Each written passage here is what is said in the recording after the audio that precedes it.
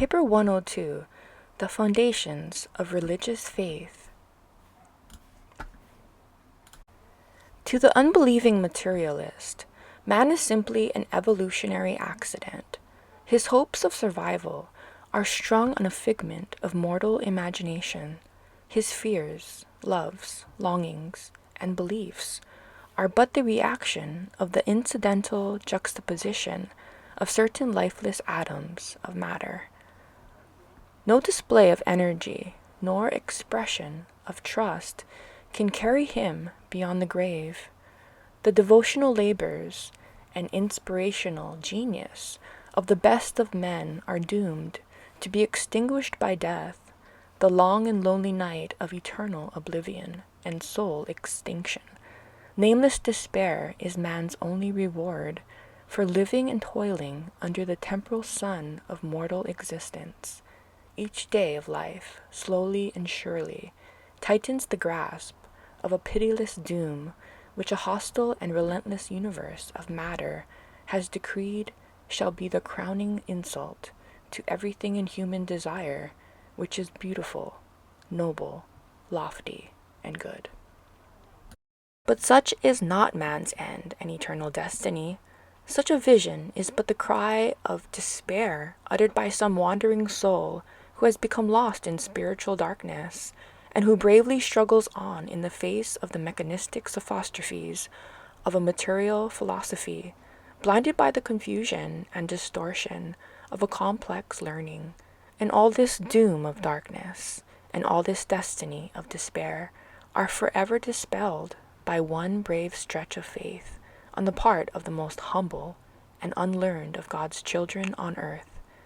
This saving faith has its birth in the human heart when the moral consciousness of man realizes that human values may be translated in mortal experience from the material to the spiritual, from the human to the divine, from time to eternity. 1. Assurances of faith. The work of the thought adjuster constitutes the explanation of the translation of man's primitive and evolutionary sense of duty into that higher and more certain faith in the eternal realities of revelation. There must be perfection hunger in man's heart to ensure a capacity for comprehending the faith paths to supreme attainment. If any man chooses to do the divine will, he shall know the way of truth. It is literally true. Human things must be known in order to be loved, but divine things must be loved in order to be known. But honest doubts and sincere questioning are not sin. Such attitudes merely spell delay in the progressive journey towards perfection attainment. Childlike trust secures man's entrance into the kingdom of heavenly ascent, but progress is wholly dependent on the vigorous exercise of the robust and confident faith of the full-grown man. Reason of science is based on the observable facts of time. The faith of religion argues from the spirit program of eternity. What knowledge and reason cannot do for us, true wisdom admonishes us to allow faith to accomplish through religious insight and spiritual transformation. Owing to the isolation of rebellion, the revelation of truth on Urantia has all too often been mixed up with the statements of partial and transient cosmologies. Truth remains unchanged from generation to generation, but the associated teachings about the physical world vary from day to day and from year to year. Eternal truth should not be slighted because it chances to be found in company with obsolete ideas regarding the material world. The more of science you know, the less sure you can be. The more of religion you have, the more certain you are. The certainties of science proceed entirely from the intellect. The certitudes of religion spring from the very foundations of the entire personality. Science appeals to the understanding of the mind. Religion appeals to the loyalty and devotion of the body, mind, and spirit, even to the whole personality. God is so all-real and absolute that no material sign of proof or no demonstration of so-called miracle may be offered in testimony of his reality. Always will we know him because we trust him, and our beliefs in him is wholly based on our personal participation in the divine manifestations of his infinite reality. The indwelling thought adjuster unfailingly arouses in man's soul a true and searching hunger for perfection, together with a far-reaching curiosity which can be adequately satisfied only by communion with God, the divine source of that adjuster. The human soul of man refuses to be satisfied with anything less than the personal realization of the living God. Whatever more God may be than a high and perfect moral personality, he cannot, in our hungry and finite concept, be anything less. 2. Religion and reality. Observing minds and discriminating souls know religion when they find it in the lives of their fellows. Religion requires no definition. We all know its social, intellectual, moral, and spiritual fruits, and this all grows out of the fact that religion is the property of the human race. It is not a child of culture. True, one's perception of religion is still human and therefore subject to the bondage of ignorance, the slavery of superstition, the deceptions of sophistication, and the delusions of false philosophy. One of the characteristic peculiarities of genuine religious assurance is that notwithstanding the absoluteness of its affirmations and the staunchness of its attitude, the spirit of its expression is so poised and tempered that it never conveys the slightest impression of self-assertion or egotistic exaltation. The wisdom of religious experience is something of a paradox in that it is both humanly original and adjuster derivative. Religious force is not the product of the individual's personal prerogatives, but rather the outworking of that sublime partnership of man and the everlasting source of all wisdom. Thus do the words and acts of true and undefiled religion become compellingly authoritative for all enlightened mortals. It is difficult to identify and analyze the factors of a religious experience, but it is not difficult to observe that such religious practitioners live and carry on as if already in the presence of the eternal. Believers react to this temporal life as if immortality already were within their grasp. In the lives of such mortals, there is a valid originality and a spontaneity of expression that forever segregate them from those of their fellows who have imbibed only the wisdom of the world. Religionists seem to live in effective emancipation from herring haste and the painful stress of the vicissitudes inherent in the temporal currents of time. They exhibit a stabilization of personality and a tranquility of character not explained by the laws of physiology, psychology, and sociology. Time is an invariable element in the attainment of knowledge. Religion makes its endowments immediately available, albeit there is the important factor of growth in grace, definite advancement in all phases of religious experience. Knowledge is an eternal quest. Always are you learning, but never are you able to arrive at the full knowledge of absolute truth. In knowledge alone, there can never be absolute certainty, only increasing probability of approximation. But the religious soul of spiritual illumination knows, and knows now. And yet this profound and positive certitude does not lead such a sound-minded religionist to take any less interest in the ups and downs of the progress of human wisdom, which is bound up on its material end with the development of slow-moving science. Even the discoveries of science are not truly real in the consciousness of human experience until they are unraveled and correlated, until their relevant facts actually become meaning through encirclement in the thought streams of mind. Mortal man views even his physical environment from the mind level, from the perspective of its psychological registry. It is not therefore strange that man should place a highly unified interpretation upon the universe and then seek to identify this energy unity of his science with the spirit unity of his religious experience. Mind is unity. Mortal consciousness lives on the mind level and perceives the universal realities through the eyes of the mind endowment. The mind perspective will not yield the existential unity of the source of reality, the first source and center, but it can and sometime will portray to man the experiential synthesis of energy, mind, and spirit, in and as the Supreme Being. But mind can never succeed in this unification of the diversity of reality unless such mind is firmly aware of material things, intellectual meanings, and spiritual values.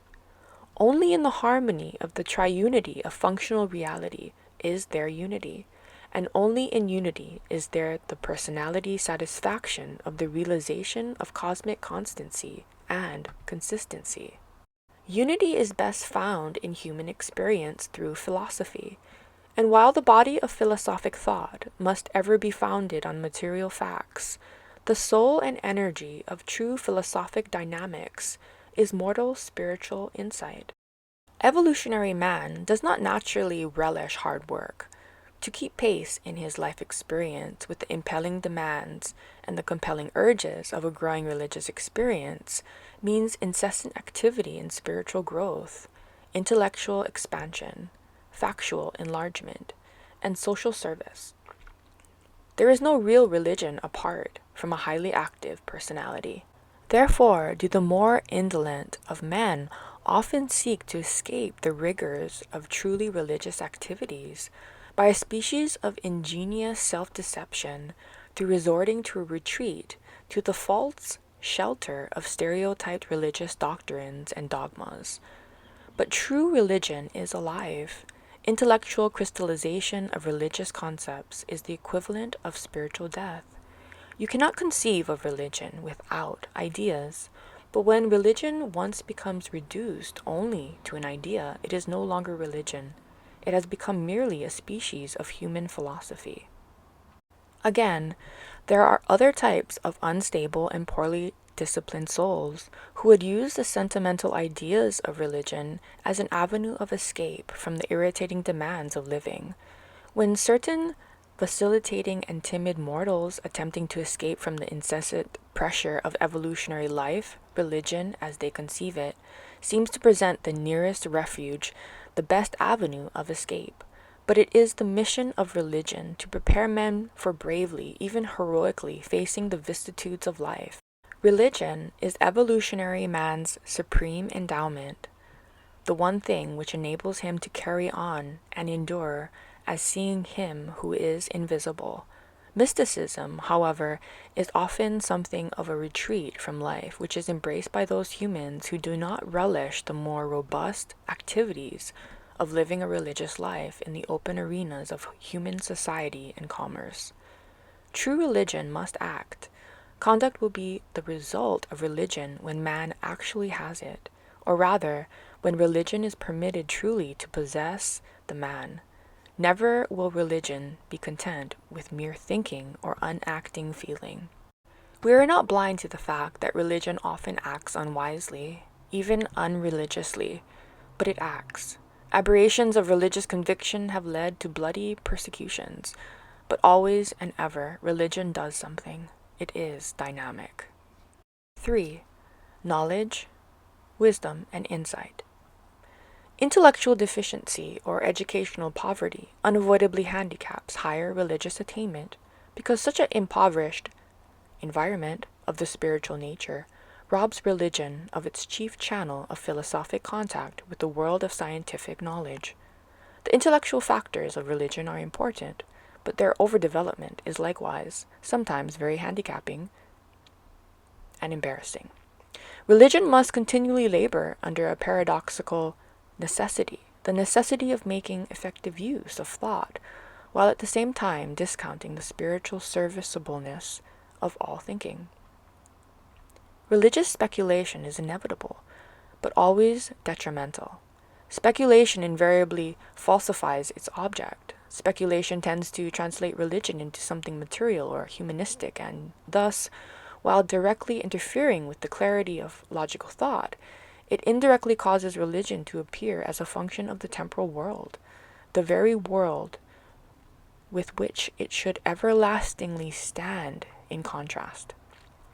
Therefore will religion always be characterized by paradoxes, the paradoxes resulting from the absence of the experiential connection between the material and the spiritual levels of the universe, Urantia Mota, the super-philosophic sensitivity for truth discernment and unity perception. Material feelings, human emotions, lead directly to material actions, selfish acts. Religious insights, spiritual motivations, lead directly to religious actions, unselfish acts of social service and altruistic benevolence. Religious desire is the hunger quest for divine reality. Religious experience is the realization of the consciousness of having found God. And when a human being does find God, there is experience within the soul of that being such an indescribable restlessness of triumph in discovery that he is impelled to seek loving service contact with his less illuminated fellows, not to disclose that he has found God, but rather to allow the overflow of the welling up of eternal goodness within his own soul to refresh and ennoble his fellows. Real religion leads to increased social service. Science, knowledge, leads to fact consciousness. Religion, experience, leads to value consciousness. Philosophy, wisdom, leads to coordinate consciousness. Revelation, the substitute for Urantia Mota, leads to the consciousness of true reality. While the coordination of the consciousness of fact, value, and true reality constitutes awareness of personality reality, maximum of being, together with the belief in the possibility of the survival of that very personality. Knowledge leads to placing man to originating social strata and castes. Religion leads to serving men, thus creating ethics and altruism. Wisdom leads to the higher and better fellowship of both ideas and one's fellows. Revelation liberates men and starts them out on the eternal adventure. Science sorts men. Religion loves men, even as yourself.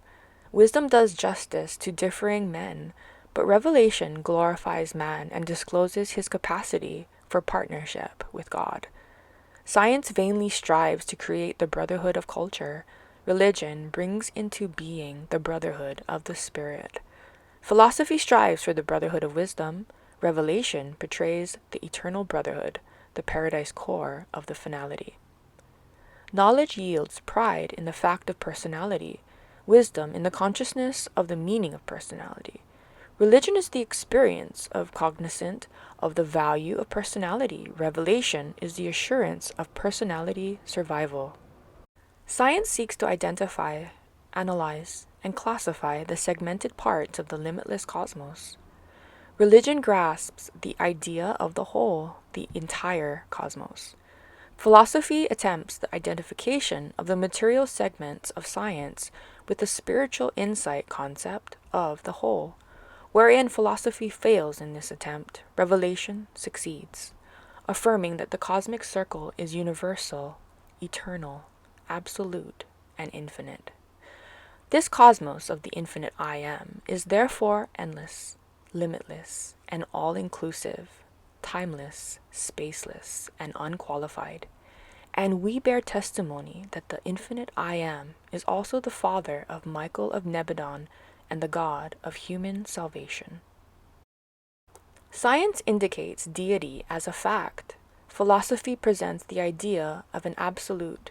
Religion envisions God as a loving spiritual personality. Revelation affirms the unity of the fact of deity, the idea of the absolute and the spiritual personality of God, and further presents this concept as our Father, the universal fact of existence, the eternal idea of mind, and the infinite spirit of life. The pursuit of knowledge constitutes science. The search for wisdom is philosophy. The love for God is religion.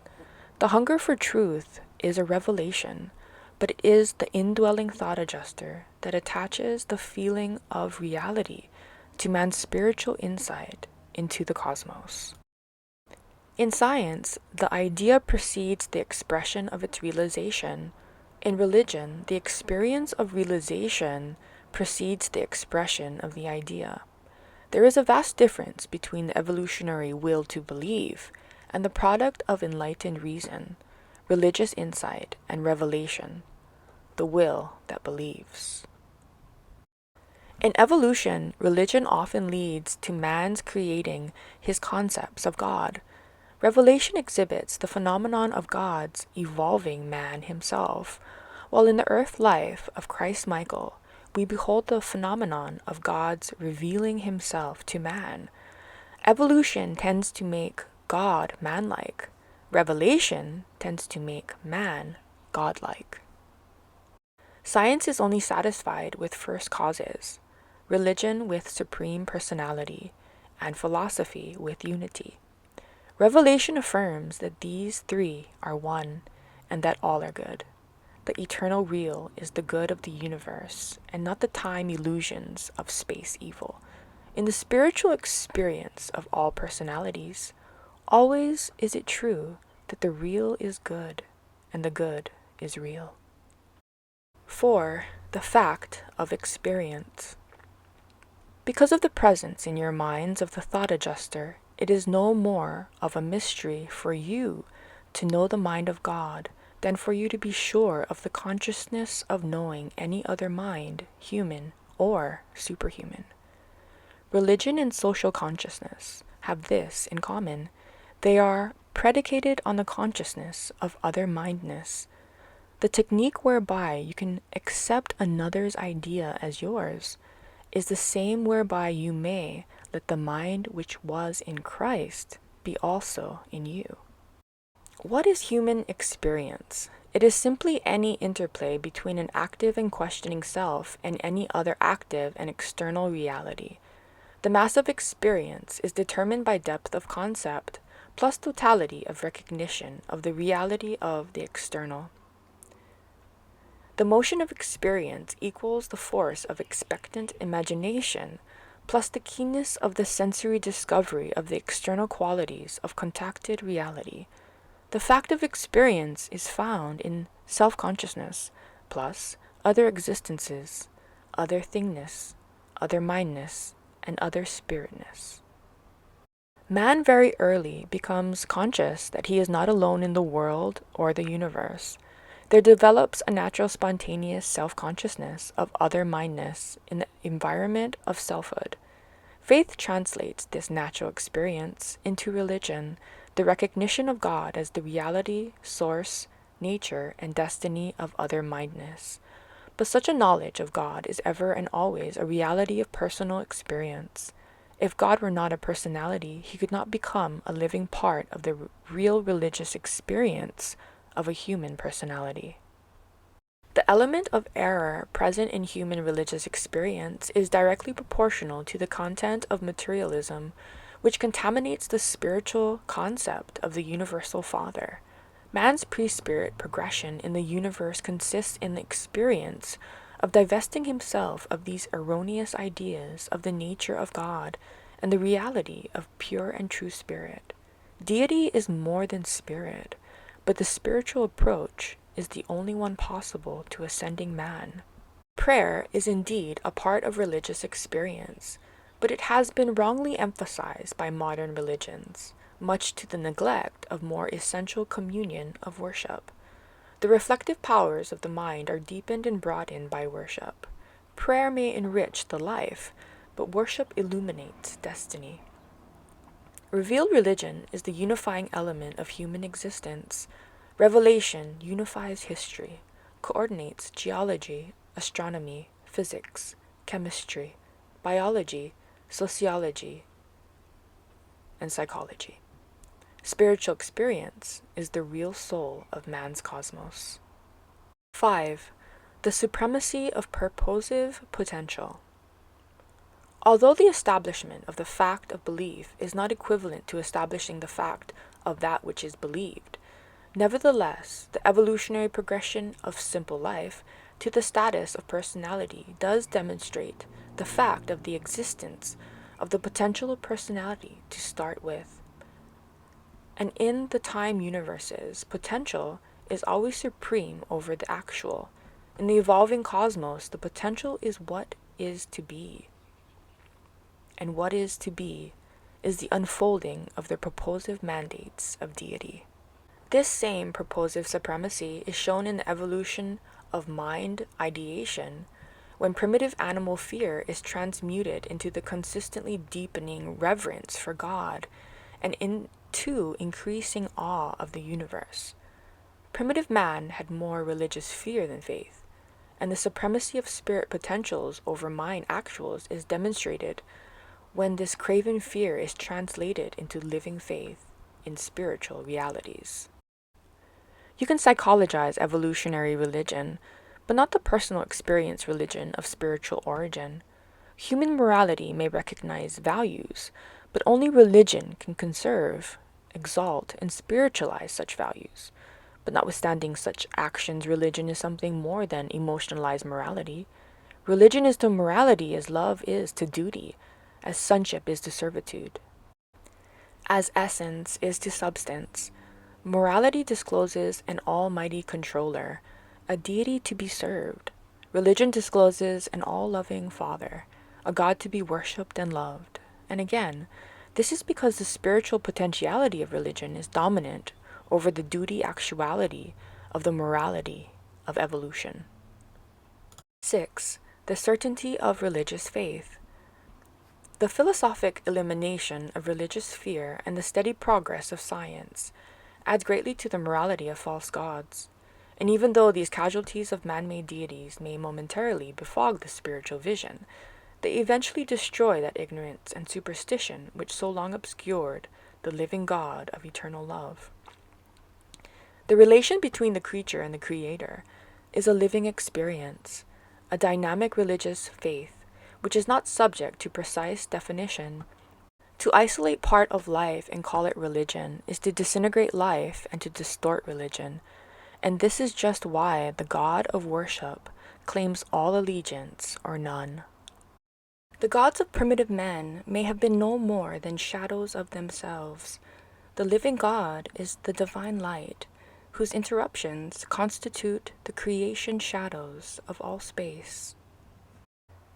The religionist of philosophic attainment has faith in a personal God of personal salvation, something more than a reality, a value, a level of achievement, an exalted process, a transmutation, the ultimate of time, space, an idealization, the personalization of energy, the entity of gravity, a human projection, the idealization of self, nature's upthrust, the inclination to goodness, the forward impulse of evolution, or a sublime hypothesis. The religionist has faith in a God of love. Love is the essence of religion and the wellspring of superior civilization.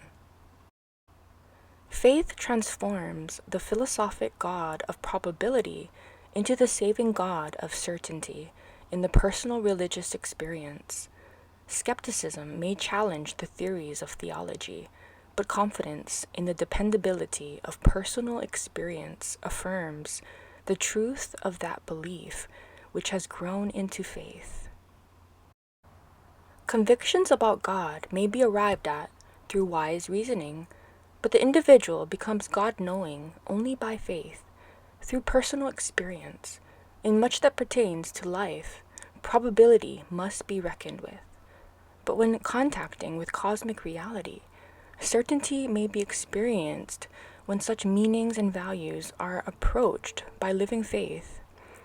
The God-knowing soul dares to say, I know, even when this knowledge of God is questioned by the unbeliever who denies such certitude because it is not wholly supported by intellectual logic. To every such doubter, the believer only replies, how do you know that I do not know? Though reason can always question faith, faith can always supplement both reason and logic. Reason creates the probability which faith can transform into a moral certainty, even a spiritual experience. God is the first truth and the last fact. Therefore, does all truth take origin in him, while all facts exist relative to him. God is absolute truth. As truth, one may know God, but to understand, to explain God, one must explore the fact of the universe of universes. The vast gulf between the experience of the truth of God and ignorance as to the fact of God can be bridged only by living faith. Reason alone cannot achieve harmony between infinite truth and universal fact. Belief may not be able to resist doubt and withstand fear, but faith is always triumphant over doubting, for faith is both positive and living. The positive always has the advantage over the negative, truth over error, experience over theory, spiritual realities over the isolated facts of time and space. The convincing evidence of this spiritual certainty consists in the social fruits of the Spirit, which the believers, faithers, yield as a result of this genuine spiritual experience. Said Jesus, "If you love your fellows as I have loved you, then all men shall know that you are my disciples."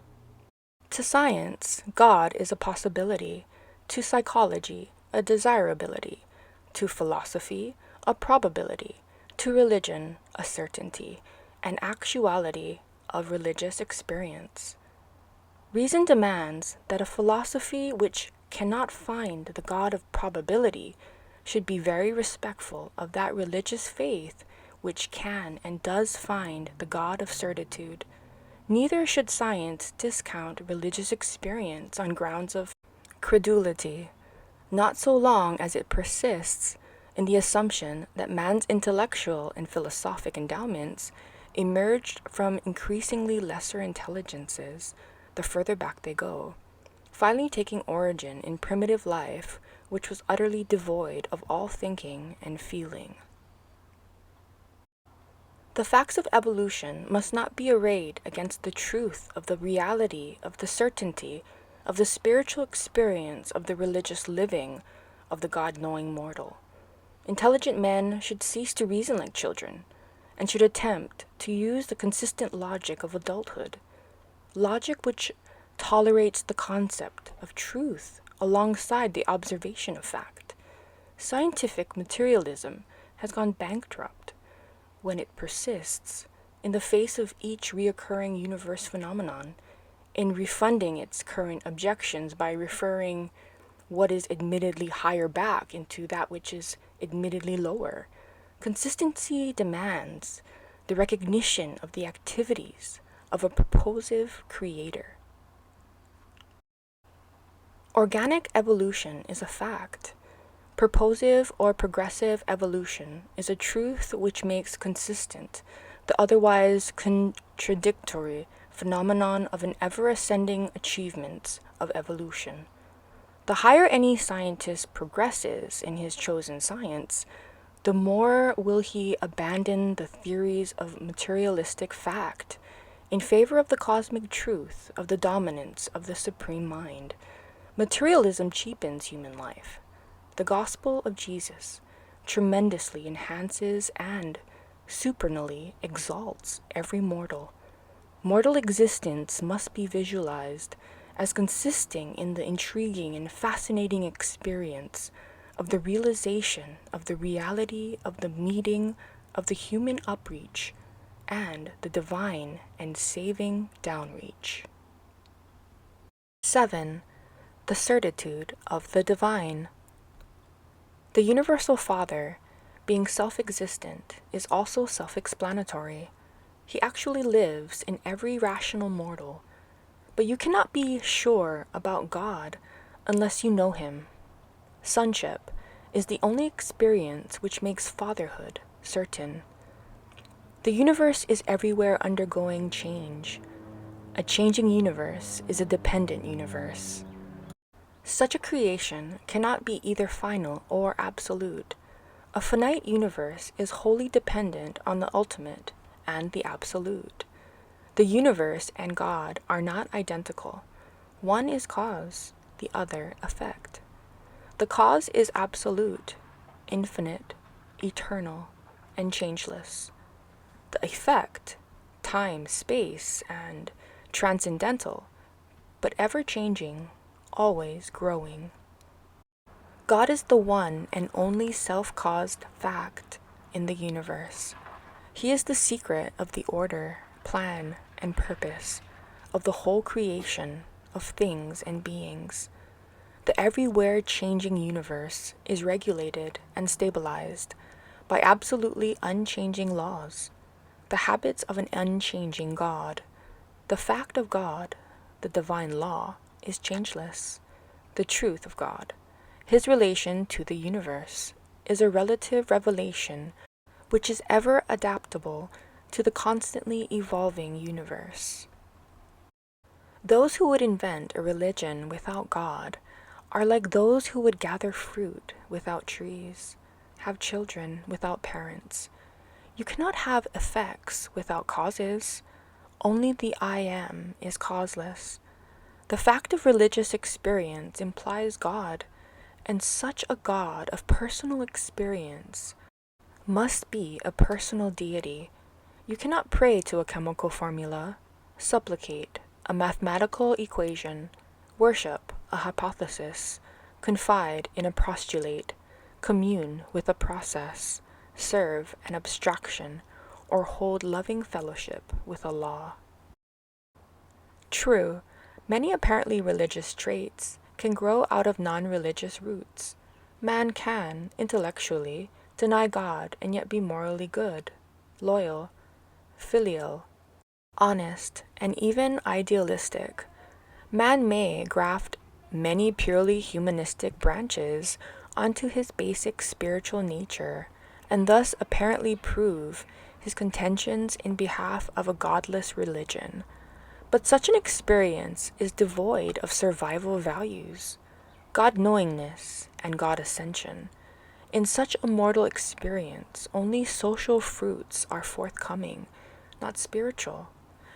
The graft determines the nature of the fruit, notwithstanding that the living sustenance is drawn from the roots of original divine endowment of both mind and spirit. The intellectual earmark of religion is certainty. The philosophical characteristic is consistency. The social fruits are love and service. The God-knowing individual is not one who is blind to the difficulties or unmindful of the obstacles which stand in the way of finding God in the maze of superstition, tradition, and materialistic tendencies of modern times. The God-knowing individual is not one who is blind to the difficulties or unmindful of the obstacles which stand in the way of finding God in the maze of superstition, tradition, and materialistic tendencies of modern times. He has encountered all these deterrents and triumphed over them, surmounted them by living faith, and attained the highlands of spiritual experience in spite of them. But it is true that many who are inwardly sure about God fear to assert such feelings of certainty because of the multiplicity and cleverness of those who assemble objections and magnify difficulties about believing in God. It requires no great depth of intellect to pick flaws, ask questions, or raise objections, but it does require brilliance of mind to answer these questions and solve these difficulties. Faith certainly is the greatest technique for dealing with all such superficial contentions. If science, philosophy, or sociology dares to become dogmatic in contending with the prophets of true religion, then should God-knowing men reply to such unwarranted dogmatism with that more far-seeing dogmatism of the certainty of personal spiritual experience. I know what I have experienced because I am a son of I am. If the personal experience of a faither is to be challenged by dogma, then this faith-born son of the experienceable Father may reply with that unchangeable dogma the statement of his actual sonship with the universal Father. Only an unqualified reality, an absolute, could dare consistently to be dogmatic. Those who assume to be dogmatic must, if consistent, sooner or later be driven into the arms of the absolute of energy, the universal of truth, and the infinite of love. If the non-religious approaches to cosmic reality presume to challenge the certainty of faith on the grounds of its unproven status, then the spirit experiencer can likewise resort to the dogmatic challenge of the facts of science and the beliefs of philosophy on the grounds that they are likewise unproven. They are likewise experiences in the consciousness of the scientist or the philosopher. Of God, the most inescapable of all presences, the most real of all facts, the most living of all truths, the most loving of all friends, and the most divine of all values, we have the right to be the most certain of all universe experiences. 8. The evidences of religion. The highest evidence of the reality and efficiency of religion consists in the fact of human experience, namely that man, naturally fearful and suspicious, innately endowed with a strong instinct of self-preservation and craving survival after death, is willing fully to trust the deepest interests of his present and future to the keeping and direction of that power and person designated by his faith as God. That is the one central truth of all religion. As to what that power or person requires of man in return for this watch care and final salvation, no two religions agree. In fact, they all, more or less, disagree. Regarding the status of any religion in the evolutionary scale, it may best be judged by its moral judgments and its ethical standards. The higher the type of any religion, the more it encourages and is encouraged by a constantly improving social morality and ethical culture. We cannot judge religion by the status of its accompanying civilization. We had better estimate the real nature of a civilization by the purity and nobility of its religion. Many of the world's most notable religious teachers have been virtually unlettered. The wisdom of the world is not necessary to an exercise of saving faith in eternal realities. The difference in the religions of various ages is wholly dependent on the difference in man's comprehension of reality and on his differing recognition of moral values, ethical relationships, and spirit realities. Ethics is the external social or racial mirror which faithfully reflects the otherwise unobservable progress of internal spiritual and religious developments. Man has always thought of God in the terms of the best he knew, his deepest ideas and highest ideals. Even historic religion has always created its God conceptions out of its highest recognized values. Every intelligent creature gives the name of God to the best and highest thing he knows. Religion, when reduced to terms of reason and intellectual expression, has always dared to criticize civilization and evolutionary progress as judged by its own standards of ethical culture and moral progress. Personal religion precedes the evolution of human morals. It is regretfully recorded that institutional religion has invariably lagged behind the slowly changing mores of human races. Organized religion has proved to be conservatively tardy. The prophets have unusually led the people in religious development. The theologians have unusually held them back. Religion, being a matter of inner or personal experience, can never develop very far in advance of the intellectual evolution of the races.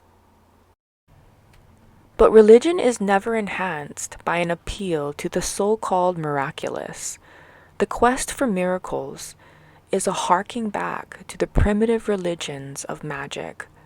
True religion has nothing to do with alleged miracles, and never does revealed religion point to miracles as proof of authority.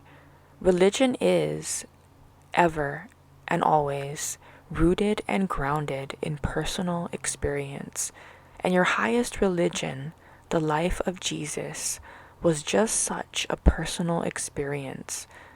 Man, mortal man, seeking God and finding Him to the fullness during one short life in the flesh, while in the same human experience there appeared God, seeking man, and finding him to the full satisfaction of the perfect soul of infinite supremacy, and that is religion, even the highest yet revealed in the universe of Nebadon, the earth life of Jesus of Nazareth. Presented by a Melchizedek of Nebadon.